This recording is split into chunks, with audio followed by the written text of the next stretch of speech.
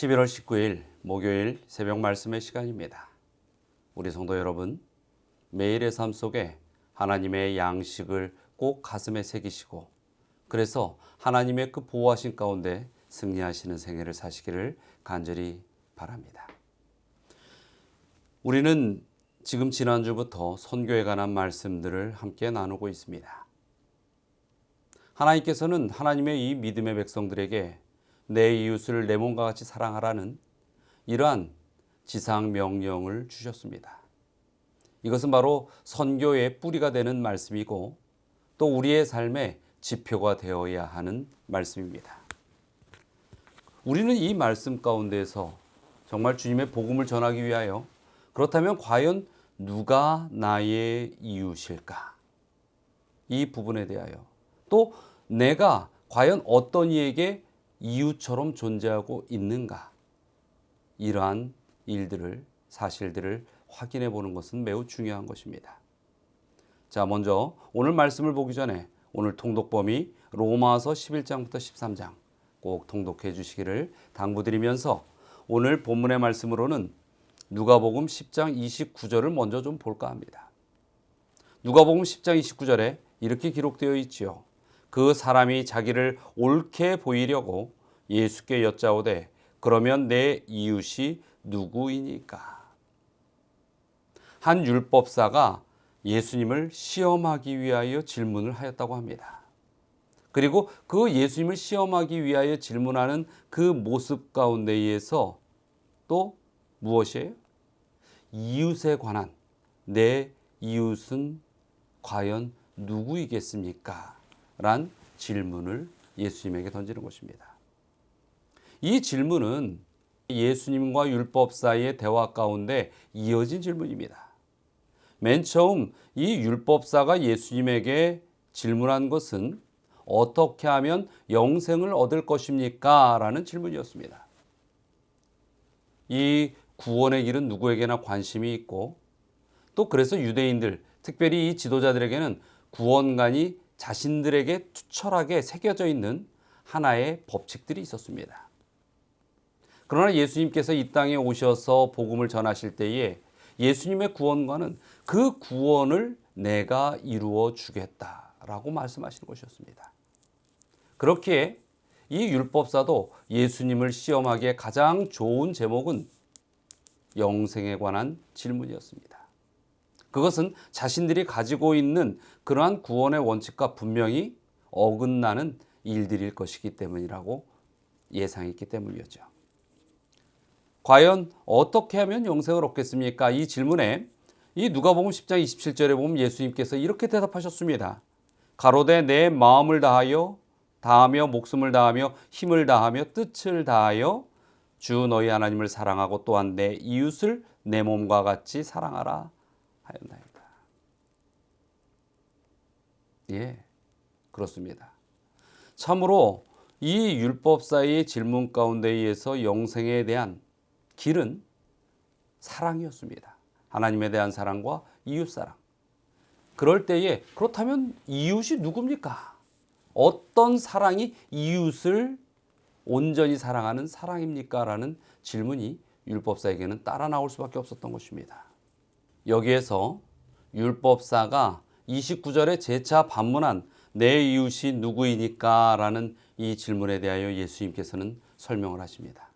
그리고 거기에 대하여 예수님께서는 다시 반문을 하시죠. 그것이 누가복음 10장 36절의 말씀인데 이렇게 기록되어 있죠. 내 생각에는 이 세 사람 중에 누가 강도 만난 자의 이웃이 되겠느냐. 예수님께서 참 이웃에 대한 설명을 하면서 세 사람을 예로 들었습니다. 이것은 우리가 너무나도 잘 아는 선한 사마리아인에 대한 이야기죠.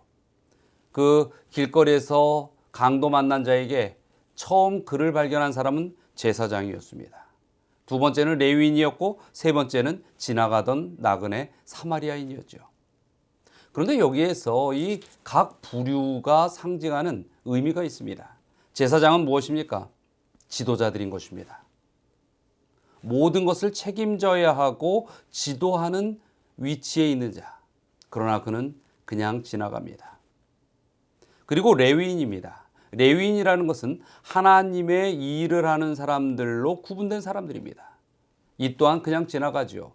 이 레위인을 지금의 우리의 삶 속에서 적용해 보면 이것은 믿음의 구원의 복음을 가진 성도들을 일컬을 수 있을 것입니다. 그리고 세 번째로 사마리아인이 지나갔을 때에 강도 만난 자를 도와주죠. 어떻게 비유해 보면 좋을까요? 저는 이렇게 생각해 봅니다. 아마도 예수 그리스도에 대한 사랑을 알지만 어떠한 깊은 이 신학적 이해나 신앙적 그 단단함을 가지고 있는 사람이 아닌, 그러나 예수 그리스도의 복음을 가진 아마도 초신자나 구도자쯤 되면 어떨까, 이런 생각을 해봅니다. 물론 적당한 비유는 아닙니다. 어찌됐든 이 제사장과 레위인보다는 상당히 그 사회적으로 또 종교적으로 신앙적으로 그리 인정받지 못하는 사람이었습니다. 그러나 그의 마음 가운데 한 가지 자리 잡고 있는 것은 있습니다. 그것은 바로 사랑이었죠. 과연 이웃에 대하여 어떻게 해야 할 것인가, 이것은 내일 아침의 말씀 가운데 우리가 살펴보게 될 것입니다. 이 예수님의 이 설명 가운데 누가 내 이웃이겠냐라는 질문에 그 율법사는 이렇게 대답합니다. 누가복음 10장 37절이죠. 이르되 자비를 베푼 자니이다. 예수께서 이르시되 가서 너도 이와 같이 하라 하시니라. 그렇습니다. 이웃이란 것은 실제적으로 그 곁에서 함께 도움을 취할 수 있는 자들, 전혀 무관한 자가 아니라 관계가 있는 자로서 함께 살아가는 자들이 이웃인 것입니다. 우리나라 이 조선시대 중종 때 학자 김정국이라는 사람이 있었습니다. 그 김정국이라는 사람이 이런 말을 남겼습니다. 천금으로 밭을 사고 만금으로는 이웃을 산다. 그의 시 가운데 나와 있는 구절입니다. 그리고 이 김정문이라는 분이 지은 향양문에 보면 이웃은 사촌이 아니라 삼촌 반이다, 이렇게 말하고 있습니다. 어찌 보면 우리가 이웃 사촌이란 말이 있는데 사촌보다 더 가까운 것이 이웃이다라고 이야기하는 것입니다. 이웃에 어떤 장례가 나거나 슬픈 일이 있으면 그 이웃들은 심상이라 하여 일정 기간 동안 상주와 똑같은 근신을 했다고 합니다. 또 이 조선시대에 보면 이웃 간의 담장에 이 구멍을 뚫어놓기 마련이었는데 이 구멍을 비린구멍이라고 불렀다고 합니다. 그 구멍은 자신의 집과 담벼락을 같이 쓰고 있는 옆집과의 사이에 낸 구멍을 이야기하는 것이었습니다. 이 구멍이 왜 비린구멍일까요? 그 구멍에 역할이 있는 것입니다. 일상적으로 먹는 음식이 아닌 특별한 음식들, 이 조선시대의 서민들은 그리 좋은 음식을 먹지는 못합니다. 그러나 어떤 특별한 날에는 생선을 굽거나 또는 소고기나 여러 가지 고기들을 굽는 그러한 식사를 마련하는 경우들이 있겠죠. 그렇게 별식을 만들었을 때 그것을 자신들만 먹는 것이 아니라 담 너머로 그 냄새가 타고 들어가는 이웃에게 그 구멍을 통하여 음식을 나누어 먹었다고 합니다. 그래서 그 구멍에는 항상 어떠한 고기와 같은 생선과 같은 그 당시에는 구입하기에 비싼 그런 별식들이 오고 갔기 때문에 거기에는 약간 비린내나 고기 군내 같은 것이 이렇게 배기게 된다고 합니다. 그래서 그 이웃 간에 서로 아름답게 이렇게 맛있는 음식을 나누는 그 구멍을 비린구멍이다, 이렇게 불렀다고 합니다. 여러분, 참으로 이 비린구멍, 이것은 이웃과 함께 나누는 마음의 터널이었습니다. 진정 따뜻한 정이 오고 갔던 바로 정신적인 구멍이 그 역할이었던 것이죠. 이웃은 그런 것입니다. 나에게 가장 특별한 것, 나에게 좋은 것, 또 나의 슬픔, 이것을 나누어 기쁨은 배가 되게 하고 슬픔은 절반이 되게 하는, 함께하는 그러한 영혼들이 바로 이웃인 것입니다. 하나님께서 우리에게 과연 우리의 이웃이 누구인가? 나는 과연 내 곁에 있는 자들에게 이웃으로 존재하고 있는가?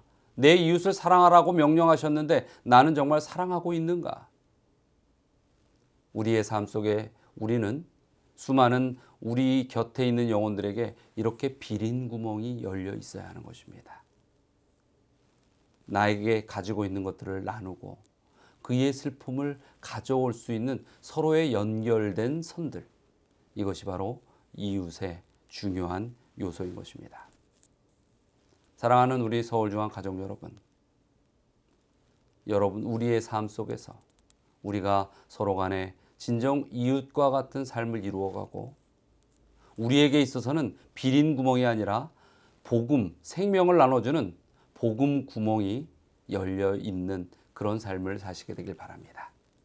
우리 성도님들의 삶 속에 정말로 수많은 복음들이 이웃들을 향하여 나누어지는 놀라운 축복이 항상 있기를 바라면서 오늘 말씀을 줄이고자 합니다.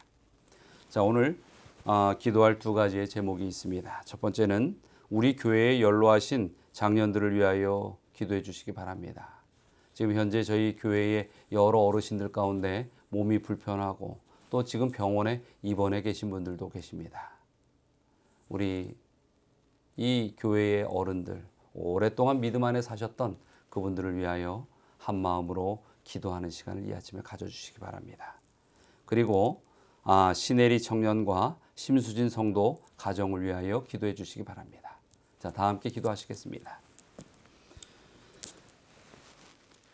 사랑과 은혜가 많으신 하나님, 주님께서 이 서울중앙교회를 귀히 여기시고 또 주님의 사랑의 복음을 끼쳐주셨음을 인하여 감사드립니다.